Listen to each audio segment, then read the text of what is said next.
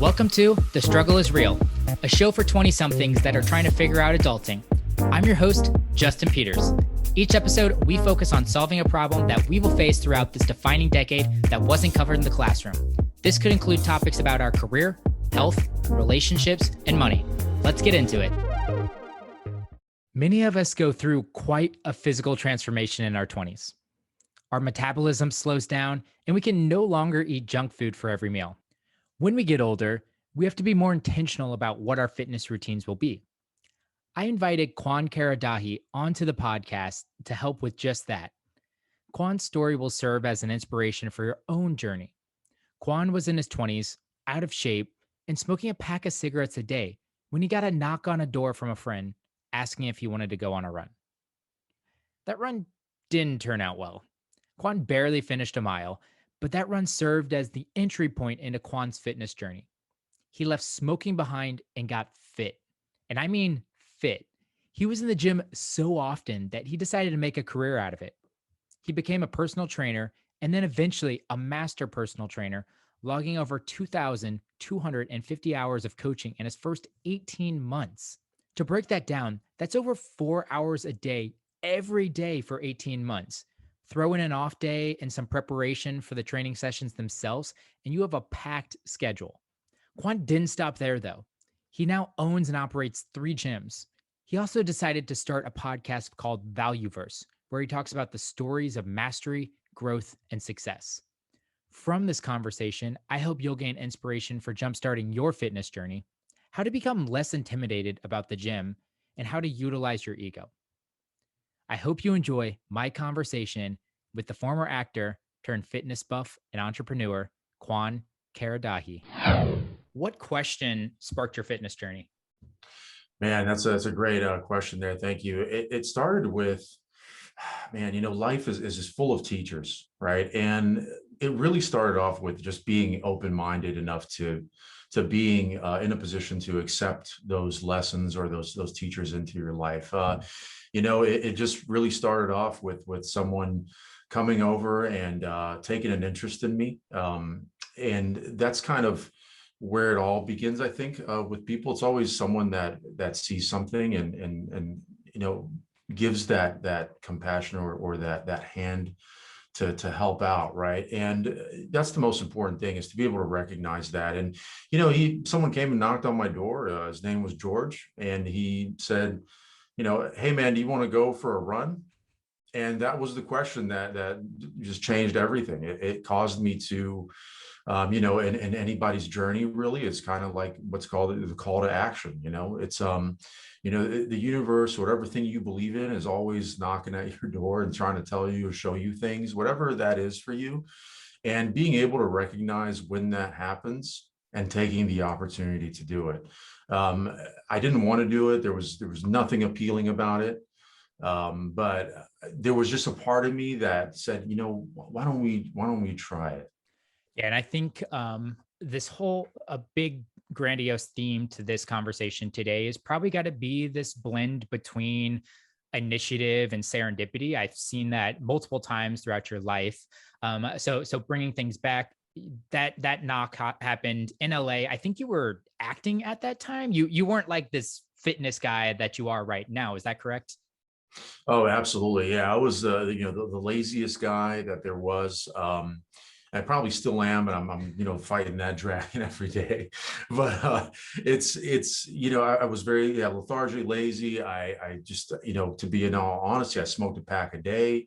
I partied a lot, and I was seeking the wrong things. There's a part of it that, to get not into the woo-woo things of stuff, but there's a part of your spirit or your avatar, whatever you call it, is it gets upset, or you get upset with yourself when you're not following what it is you're supposed to do. And that's where those outlets of those behaviors came from. I didn't know what to do with that energy. So once you channel it, that's when you become just unstoppable. And for me, it was that I was addicted to that feeling of getting better and seeing improvements in myself. And when I saw that, there's nothing more beautiful than the power of a result. Once you get something from it, that can change it, because now it's real. Now it's something that is tangible. And I know I said in many interviews when I became a personal trainer was, people ask me, why do you want to be a trainer?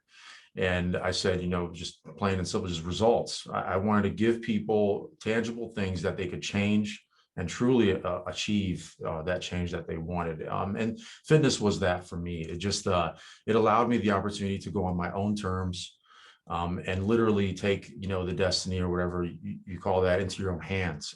When did you start smoking? So that was 2000, let's say like 2005, maybe. Do you have an age on that? 2004. I would say early 20s. Okay. And when did you move out to LA? I moved to LA in 2009. So you've been smoking for about 4 years or so. You were in your mid 20s whenever you moved out. You were pursuing fitness or pursuing acting. When did the next question come up around personal training? It's again, it was the same, just perfect storm of a moment, for lack of a better terminology. I was working out and sitting in a pool of my own sweat there at the gym after slamming a medicine ball up and down for 55 times or whatever. And this guy walked by me, and he said, "Hey man, I noticed that you were slamming this medicine ball. You need a heavier one?" And I said, "Yeah, actually I do. This thing's too light."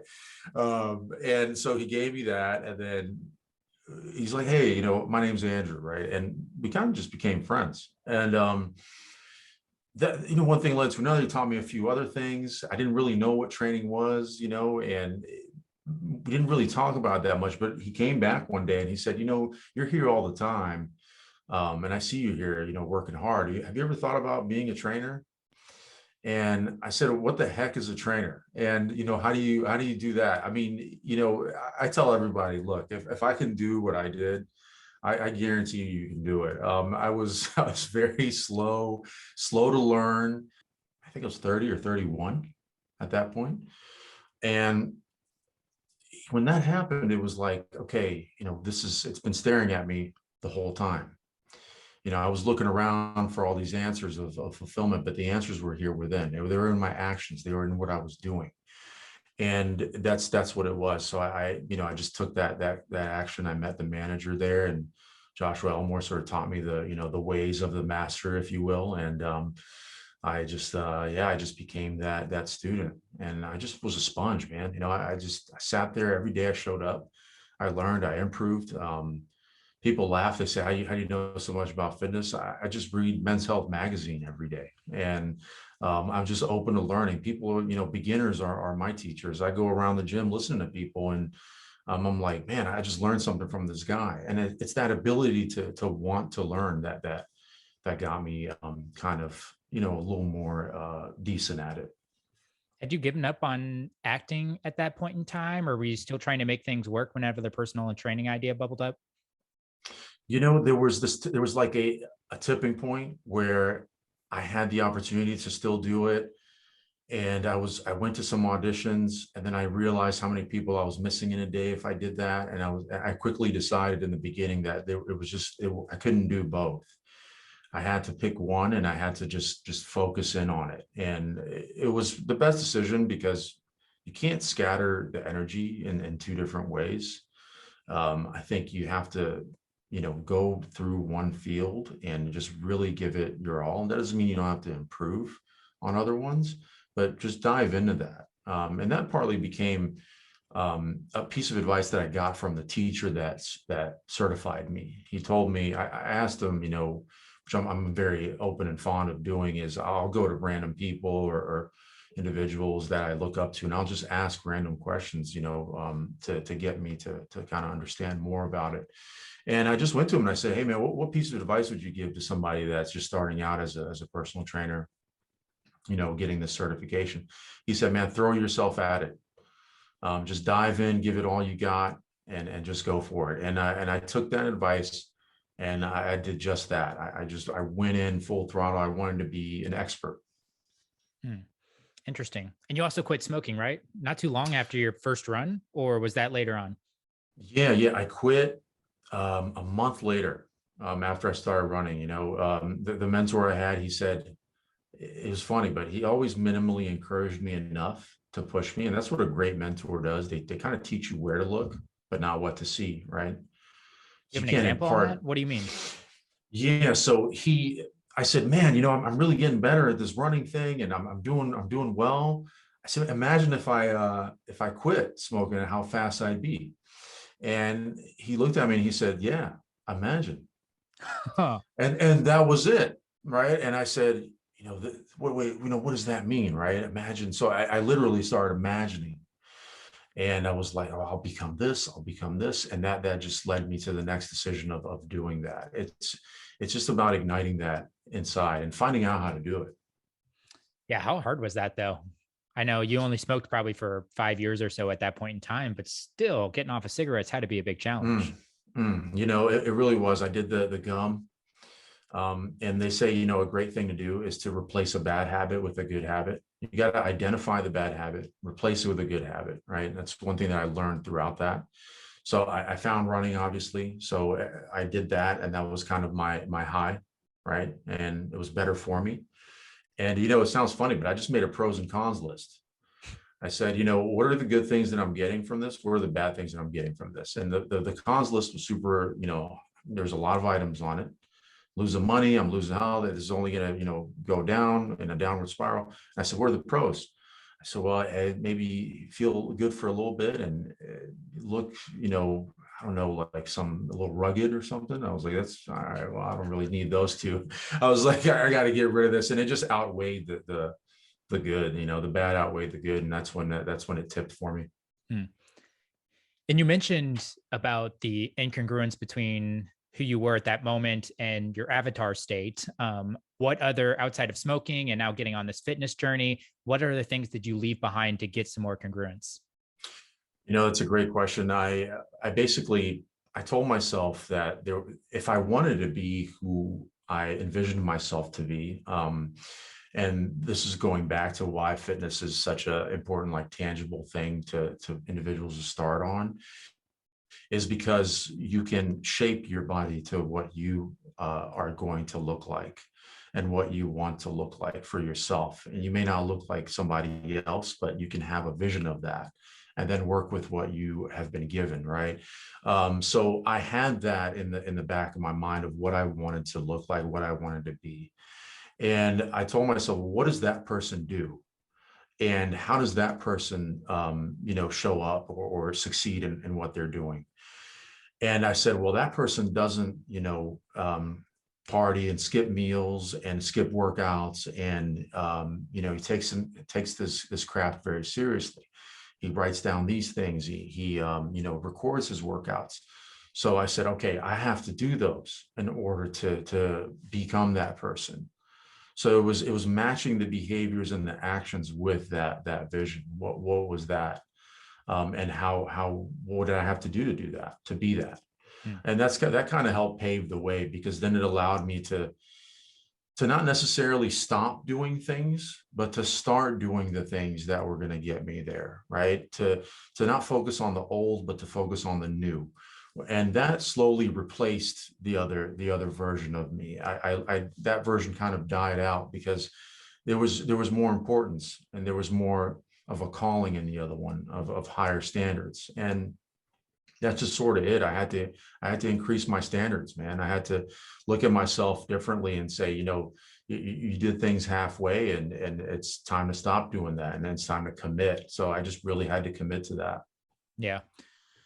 That's interesting you say that. I'm working on editing my next podcast right now, actually, with our friend Nate Dukes. And he mentioned the exact same thing. Like, there, he didn't have the motivation to make the changes until he envisioned a better self. And then he decided all of this isn't worth it because I'm trying to head this direction as fast as I can get. And I see a lot of similarities between you two in that avenue. One thing that got me super excited to talk to you about was this master trainer title.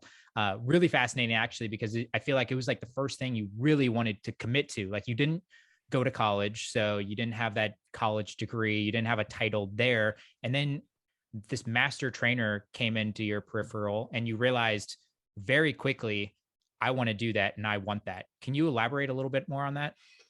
Yeah, it was a moment where, after so many things that I had gone through, I didn't really know what I was good at. And it took a lot of trial and error in that, which what kind of my 20s were.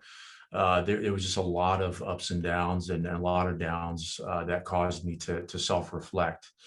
And that was the best, those were the best gifts that I got, because there would be no great life of any type of person, I believe, if it was all happy and all successful. You don't learn about yourself in that way. You can, if you truly sit down and reflect, but if there's nothing wrong, why would you, right? So in my 20s was a lot of that. So after becoming getting certified, I'll never forget, they gave me the t-shirt. My manager at the time gave me the personal trainer t-shirt, and I grabbed that shirt and I said, I'm this now, right? I'm this title. This is who I am.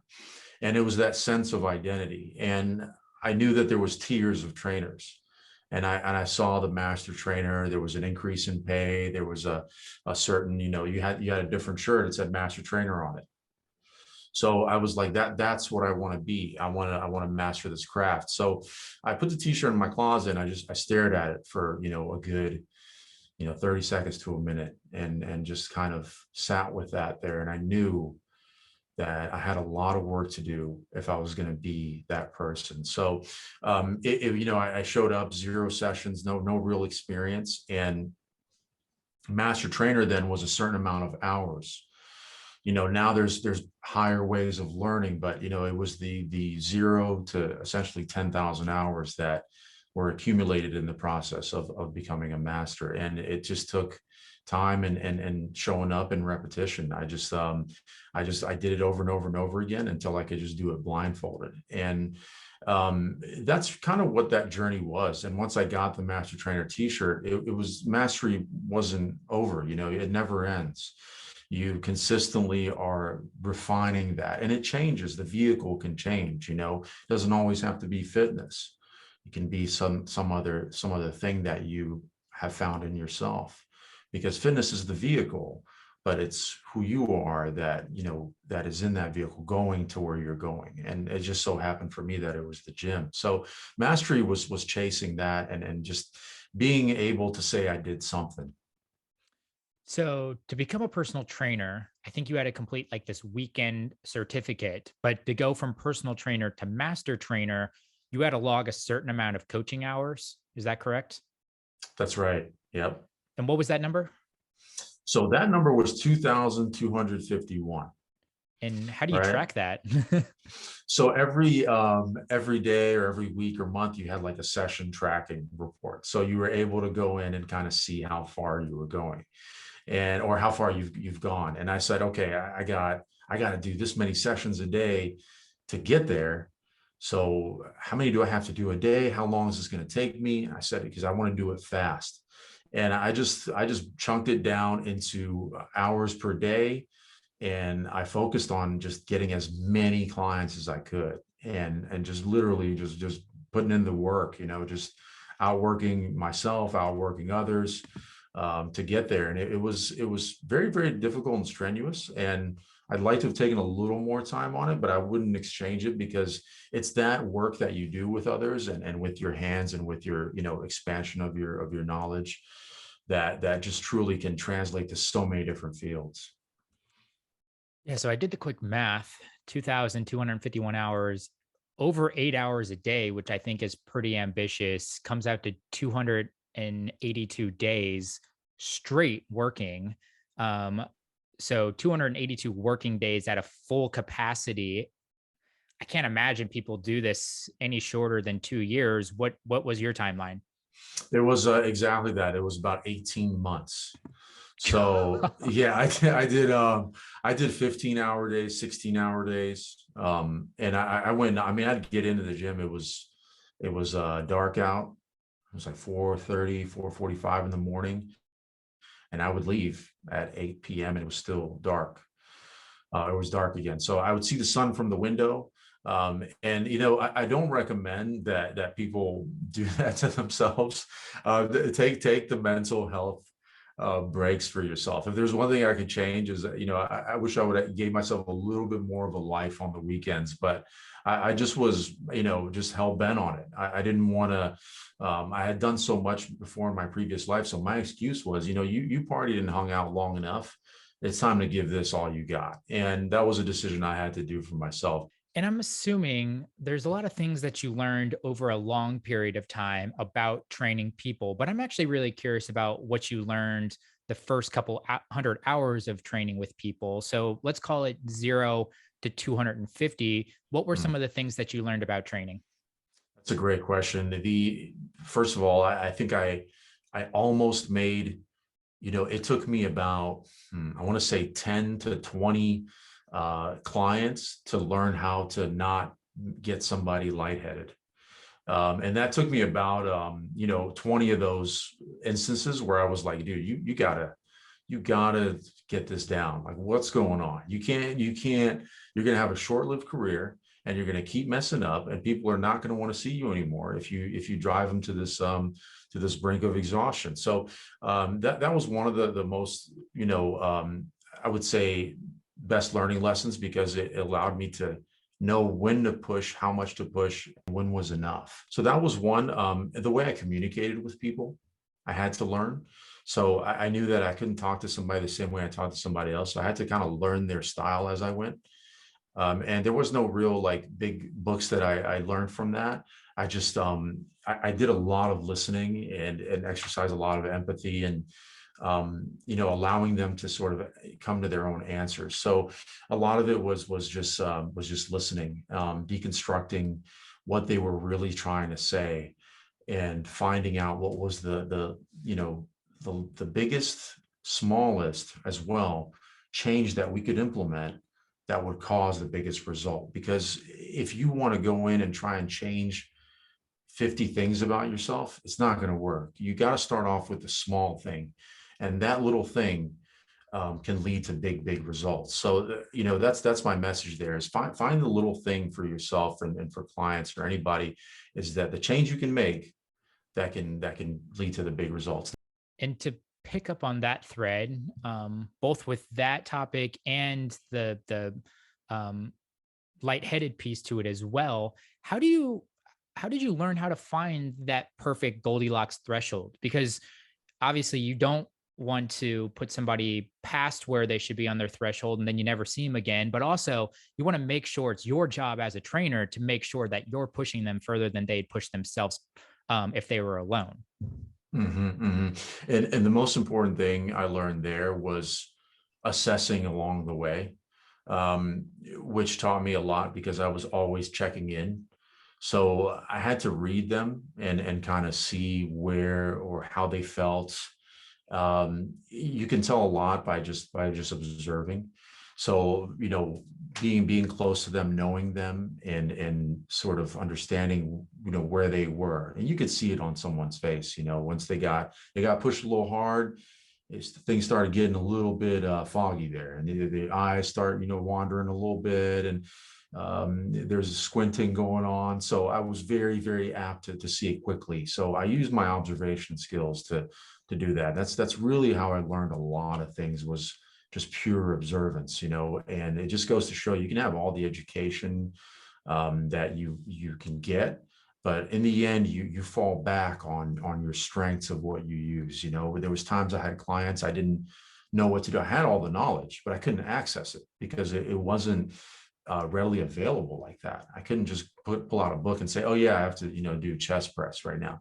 So I literally just looked around and adapted my strategy to what I saw immediately. And I learned the kind of biomechanics of people, and how they moved, why they moved the way that they did. And once you learn kind of breaking down those what I call, or that are, is called first principles, is understanding what are the things you need to look for first.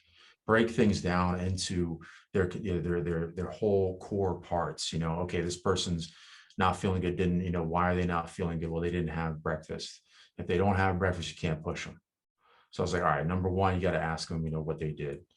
Number two, what are the body parts they're training? Okay, they're training these body parts. Okay, what moves those body parts. You got to move your elbow backwards and forward to engage your chest. Okay, so how do we do that? Okay, there's 4 different things you can do. Okay, now pick one. So I just broke things down until they're just bare bones, and that's how I usually approach things.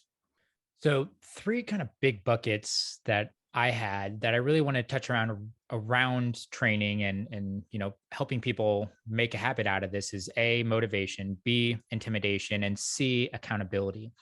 And let's start with motivation. I believe motivation is kind of this bridge in between, okay, you've committed to wanting to get healthier. And let's just call that spending more time in the gym, even though that can mean a lot of different things for a lot of different people. And then it finally turns into a habit. So bridging commitment and habit is the motivation. As you gained experience as a trainer, how did you keep new members motivated? The best thing was giving them the possibility or the vision of the future. What was there for them and what was waiting for them if they stuck to this, and what was that emotional need that was greater than not doing it. So, painting a picture for them, talking about the possibilities, and then making it easy, right? Chunking it down into its most doable format. The motivation, self-determination theory is competence, relatedness, and autonomy. People want to feel that they're competent. They want to feel that they can do something. So you got to give them that. Hey, you can do it. If you do this, you've already accomplished it. And that's your competence. You can do it. And that when they get that feeling of ability, they say, or efficacy, it's good, because now they can bridge the habit to it. They know they can do it. Relatedness goes to show that other people are doing it, and other people have done what you've done. Everybody started where you are. Look to your peers, look to people that have done it. And just leading by example, telling them your story, what you went through and how it was hard. When they see people that are fit, they kind of think that they were always fit. But as you know, from the beginning of this podcast, it wouldn't be furthest from the truth for me, because I was furthest thing away from being fit. Autonomy is giving them the sense that it's their own idea. You got to allow them to come to that realization themselves. This is when change happens, right? You can't push that on them. If you're trying to do that, you're finding uphill. You gotta re-strategize. How do we get you to realize what is it that's driving you? And that's the 3 that I always use there, that I found. The second thing that I wanted to touch on was intimidation. And I hear this as a pretty big obstacle as well, especially for people that are wanting to spend more time in the gym, but they walk in, they see all these people that seem like they know what they're doing. They see these really complex pieces of equipment. They have no idea where to start, and they're super intimidated. All they want to do is turn around, walk out, and go back home. What are, putting home workouts aside, because I think that could be a great place to start, and or just going out and working with a trainer, but assuming that they do want to have a place to show up and call their gym, and maybe they just don't have the resources right now to have a personal trainer. How would you advise people to get over that intimidation factor whenever they're first walking into a gym? There's so many ways to do it. One of the things I did, and anytime I just joined a gym recently, about a month and a half ago, I was a little bit closer to where I'm at. Even though I have gyms, it was a little bit more convenient. And I walked in, and believe it or not, man, I felt that. I saw all these people there, and they were fit, and I was like, man, I didn't want to. I caught myself not wanting to go into the dumbbell area. And this is a guy working out for 10 years, right? And I'm like, okay, what's going on? Why do you feel that way? And I said, well, I don't know where to do. I was like, you know what to do. Like, the first step is focus on the first step, is grab a bench. You got to chunk it down and literally like write it down. I did it in my mind, but have a piece of paper and pen and just say, what's the first actionable item I got to do? Okay, you got to walk over to a bench and secure that. Give them an actionable thing. And then the second step is grab dumbbells, right? So you're not like, what's going on? You focus on the small details in front of you. and what are those beginning steps looking like. The second thing is to wear baggy clothes. So when I first started out, I wore just really extra large t-shirts, sweatpants and a hat. And I hid my physique, man. I didn't want anybody to see what I was working on. And the second, important thing is to strike up a conversation with somebody there, get some social proofing going on for yourself. Make a friend with somebody. Just go in and start, some small talking with the front desk person or an employee or a trainer there. Start talking to them, and that way you can kind of feel that sense of belonging. And just know that everybody in there is going through their own battle. They're all fighting something. And nobody, it may seem like it's perfect and these people are fit, but you'd be surprised how many people I've met when they open up and start talking to you. They look like, these gigantic muscular machines in there, and you start talking to them, they're the nicest people in the world. And it's very easy to have snap judgments in the gym because your senses are on alert, your adrenaline's going, so you're in this like fight or flight thing. So there's like psychological, actual, science behind it. So you want to just kind of, understand that everybody's going through something similar to what you are. And that gives you that interconnectedness. Yeah, I think you hit the nail on the head there at the very end. Everybody is only worried about themselves. There's very few times I see someone walk into the gym and I'm like, wow, they look out of place here. Like usually it's me thinking about myself in that context. So I think at minimum, you go in and you just commit to yourself that I'm going to show up. I'm going to go in there. The only way you're going to start getting more comfortable is that you start putting yourself in that situation at a repetitive basis. And then I also liked where you were breaking it down into small chunks. I think a lot of people might not even know what a bench is there, but maybe just go to your comfort place. Like if you're not sure what to do, but you know what a treadmill is, you know how to work a treadmill, then go spend some time the first few weeks you're in a gym just walking on the treadmill. Like if that's going to be your commitment and you go into the gym and you spend 15 minutes on the treadmill and you walk out, cool. You're starting to build the motions and starting to get more comfortable. All of a sudden, as you mentioned, you'll strike up a conversation with the person next to you. You realize they feel the same way. You ask them, do you want to go on this journey together? All of a sudden, you got an accountability partner. You guys are learning. You go back home. You look up some workouts online. You print that out. You bring that into the gym with you. And all of a sudden, 2 years later, 3 years later, you're convincing your friends to come to the gym. You're telling them you'll walk them through it. Don't worry. I was there. I know how to do all these complex movements now. I'll break it down. We'll start easy. It's That's incredible. Exactly it. It's incredible what the journey actually looks like whenever you retrospect and look back on it. 100%. And I think you nailed that as well. Going in and doing what is key. And then, finding out what the intimidating part about it is, and then saying, okay, the weight room intimidates me, for example. How can I take one step in there and walk through the weight room and then walk out? Create a first step. You don't have to go in there and just kill it. Nobody, no one's going to do that on the first try. Just go and walk through it and then see how you feel. Did you make it? Did you survive? Yes. Okay. What's the next thing I can do? And measure it, write it down, how you overcame that fear. Let's transition to entrepreneurship because there's a few lessons in here that I want to unpack whenever I was doing some research on you. First, it's not a quantum leap, but how does someone go from being a personal trainer to now opening up gyms and owning gyms? It was a big process there that I undertook. But it essentially started with someone, giving me a stack of books. And it was through that learning phase where I kind of, again, had to, before that, I was going through some hardships. And I tried to find out where it was that I wanted to go again. What was that vision again, right? The vision was, okay, you got the body, the physique, you got master. Now what? What's your next one? And that was the next step. And that's what caused, that this additional journey or second or third part of the journey, third quarter of it rather, is to embark on this, right? So I started reading a lot of books.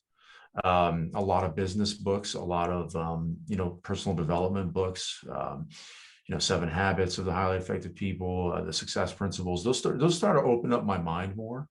So the first thing you want to do is to you need to learn the different language, essentially. So what you've been doing in the past, there's some things that are going to translate and some things that aren't.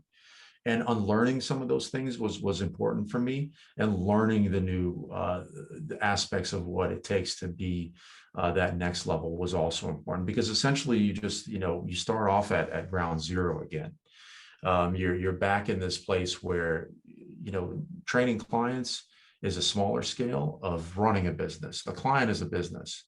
You have to know everything about the client. You have to know their body, their nutrition, their return on investment. All the business jargon translates directly to personal training, because that person is the entity. So now it's running a larger system of that. Okay, now it's a gym. What are those things in a gym? And again, using that model to break down what I need to know in a gym, right? So it's leadership, reading financial documents, math, basically delegation. There's so much that goes into business. So I had to unlearn and relearn things as I went. And books was one of the best ways that I did that. And listening to other stories or podcasts like, the one you have, which is great. Just getting your information to sort of start downloading new information into yourself to become the next level of what that looks like. Because that person that operates on that next level has to do away with the other things that previous level person had.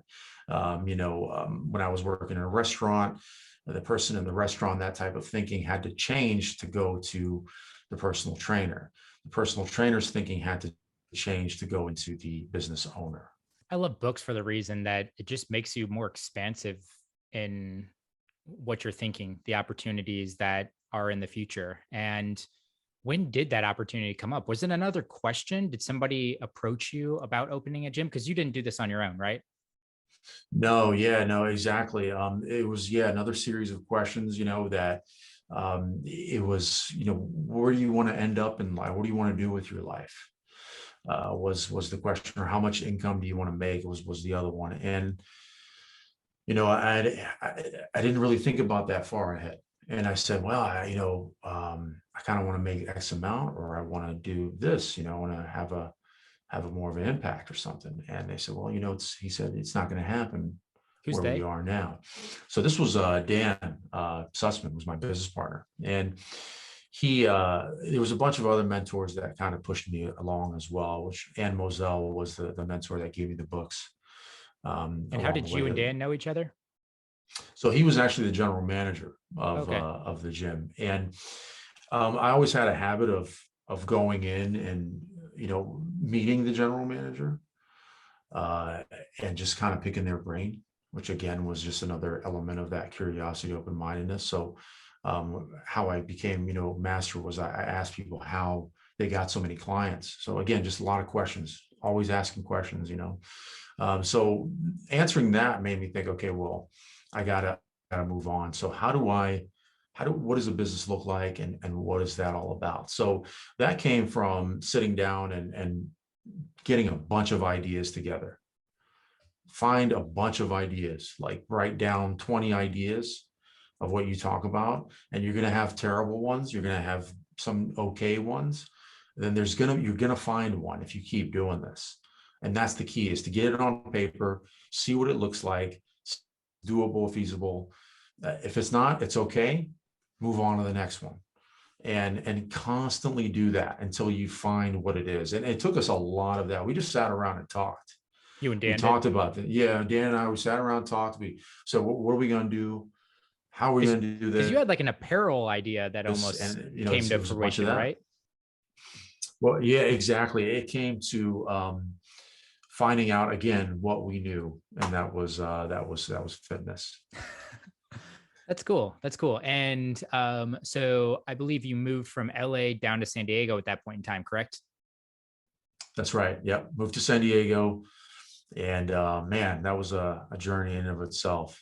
Yeah, because you like moved into a 1 bedroom apartment to make this thing work. You left like this cush opportunity in LA. I think you were doing pretty well as a trainer. You were comfortable, what it sounded like. You decided to just uproot all of that, move to San Diego, moved into a 1 bedroom apartment with a roommate. Like, not like I moved in, I downsized my own place, but like, no, I downsized my own place and then split it in half.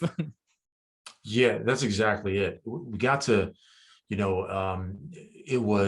got to San Diego. I got to San Diego and I was crashing on, my business partner's couch with David and Dan. And, it was floating around there because I didn't know what I was going to do.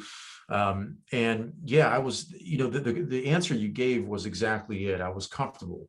And, I was making 6 figures as a personal trainer, and I still kept my restaurant job for about until the last year of just being a trainer on its own or on my own as a trainer there instead of working both jobs. And I loved being comfortable. I loved the reading chair I had back in LA, and that was just it. I said I don't want to leave this. I don't want to. I had a condo. I didn't want to leave all that. And at one point, I just said, man, nothing, I think I read it in a book before I moved, nothing great ever comes from your favorite reading chair. And I thought, man, that's just it, isn't it? And I moved, I went on this, opening a business is going to teach you a lot of things about yourself, your mental health, relationships, you name it, life, and I learned so much in that. And I came to acknowledge that I hope I never get comfortable like I did in that chair, because that was the beginning of the end for me. There was to constantly go on a path that I was, just happy in doing and comfortable in doing, rather. So that, it's very tricky because you enjoy it, it's rewarding. And when I stopped working, it was devastating. I went through, depression. I went through so many different, all the feelings, I didn't know what to do with myself because I had been used to 60, 70-hour work weeks. So I it definitely took a toll on me. And, once the business started up and running, it was learning that and channeling it into that now. And that came with it a world of just new learning. You mentioned that there's learning lessons within side of opening up a business. And one thing that I really noticed while I was researching you was this concept of benching the ego. Can you expand on that? So when we opened the business, there was a lot of ego because there was things that I wanted to do. There was things that I thought were right. And there was things that I believed were true. And it was all right? And that's when I had to say, okay, when I thought things were right and they weren't, every one of those was a learning lesson. I said, what happened here? You thought this, it didn't come true. Where are we? And so it was always assessing. It was always giving myself the opportunity to say, okay, this is ego again, recognizing it and allowing myself to step away from what that was, because it was, it will always try and get that hold of you. And it's tricky because you don't recognize it. It just kind of just happens. It happens with what you're thinking, what you're feeling, and it takes over. And it's an unfortunate thing because it can blind you to what is reality, what is really kind of happening, and what are the possibilities of what can happen, because it limits your views. So my first thing was changing my perspective on how I viewed things the way I viewed. So challenging that, right? So if I felt or saw something a certain way, I would ask myself, is that really true? And what, kind of things do you have to understand about that? And I think ego is one of the things that can drive you, but it can also be a detriment because it just it limits you in everything you do. Benching the ego means humbling yourself and knowing that you may not have all the answers, and you don't want them. You don't want to have all the answers. It's a boring life. You can't know everything. So you got to understand that to know nothing is to start from a clean slate, to come in with a beginner's mind and to say, I'm open to learning everything about it that I can today, right now. and ask questions rather than impart knowledge and think you know, because there's always somebody that knows something you don't know. That is hard, man.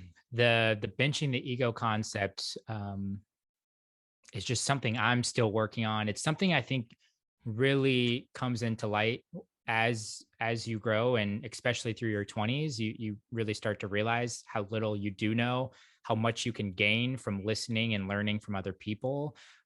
It's really incredible whenever you put that aside. I mean, as you mentioned, use your ego to fuel you forward, but also know whenever it's time to let it take a step backwards so that you can continue to progress in your thoughts and your ideas and the things that you learn. If not, you'll get stuck and you'll be defending ideas and things that you don't even believe in anymore. But you can't let them go because of the ego sense. That's right. And, exactly, you can use the ego to channel you forward. And that's okay. Because if you have an ego about wanting to, you're ambitious, you want to do something, that's good. But also know when to bench it when your strategy or your knowledge on something may not be there. So if you haven't done the work that other people have done, or they're where they are, and you want to be there, you got to understand that there's no shortcut to it. And unless you've done that, it's just about being honest with yourself and saying, look, I don't know what this is, but I'm gonna learn, and put in the work to learn the things that you don't know. This is the best thing you can do, because that'll translate to the improvement. So one of the best ways to do that is, go touch some weight, and that'll humble you when you can't lift it. It humbles you because it's real. It'll ground you. And I think that's what the experience is grounding yourself. True. Kawan, this has been an awesome conversation. On top of personal training, owning 3 gyms, you also started this brand called Valueverse, just another opportunity for you to push value out into the world. So as I mentioned, it's a brand. You're very active on Instagram. You have a podcast by the same name. Everybody can find links out to that at valueverse.com. That's a great landing page to go out and find some other things. I'm really curious, how did you settle on that name? That was I wanted a place to add value, basically, and to whatever that beneficial those takeaways were for people, and whether they were stories, heartfelt stories, things you could apply in business and life. And verse was something that I came up with, was like the words of that, the message. So value being beneficial, verse meaning words or message. So a beneficial message or beneficial words is how I came up with that. And that was kind of, I wanted a place to give back the things I learned, to have others impart their knowledge and what they learned, and to spread that more and more. And if I could help anybody with it was a win. Even one person, it's a win, and that's, podcasting helped me so much. And it's kind of like, what I love about your show is what you're giving back, and what you're, so many people, there's so many good learning things to get from podcasting. And I thought podcasting was a great medium for that, because you just kind of hear 2 people having a conversation, and you can obtain what you think is valuable from it. Definitely. And discard the rest, Definitely. And you're great about that. I still believe you're putting out 3 shows a week, correct? 3 shows a week. Yeah. I started doing a solo episode on Mondays, and then I'll do like an interview on Tuesday. Then I'll try to do a bonus one on Wednesday of like a panel discussion, which I'd love to, collaborate with you on, or even just a one-on-one that I'll just release, maybe an interview of myself that I did. So you can turn the tables and kind of see how I get interviewed, and what are those things looking like for me. Because I try to make it more about the guest and their experiences, because, again, they're going to know things that I don't know. And I think solving problems that they've solved is key. Yeah, no doubt. I really enjoyed your interviewing style. It's always nice whenever I'm looking at a peer and I learn some things from you. So that was a joy. And if you're looking for his podcast, it's Valueverse: Stories of Life and Work. Or you can just go to, like I said, www.valueverse.com. You'll find all the link outs there. So, Kawan, my final question for you is, if you had the opportunity to teach a 16-week class to a group of graduating college seniors on a topic that isn't normally covered in the classroom, what would you teach and how would you teach it? I'd have to teach what I know. And I think for me, it's about knowing yourself and mastering what that is for yourself. Find out what it is about you and your strengths that get you excited and that you can do for hours upon hours and enjoy it. And doing that, finding that, and that's kind of what I would teach, because that's what I went through, and I wouldn't be able to teach anything else, because for me, it's the message of being a lifelong learner, and just daily improvement and open-mindedness. I think those would be the curriculums, and we have quizzes on that, and doing real life things and exercises in that regard is how can you be a lifelong learner in a I guess a century or 21st century that's changing so much, with technology. And I think it's one of the only ways is to continuously improve and learn, and being open-minded to what that process is.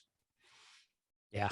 And I'm assuming, knowing you too, there'd probably be a little bit of required reading. It seems like books have made a major impact on you. One that I put on my list after listening to countless episodes from you was The Slight Edge. I'm super excited to pick that one up. I think that kind of summarizes a lot of the things that you really believe in life. So if people are interested and want to get started on your class, go pick up The Slight Edge and get going on it. So Kawan, it's been such a pleasure to have you on, man. I really appreciate it.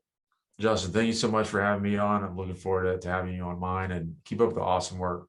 Hey, everybody. Thanks for listening. If you like this conversation today, be sure to subscribe so you'll be notified about new episodes. If you want to connect with me, send me a message on Instagram. I'm at Justin Lee Peters. You can find show notes with links to everything we discussed today at justinpeters.co. This episode was produced by Gabby Dimeke. I'm your host, Justin Peters. Thanks for tuning in.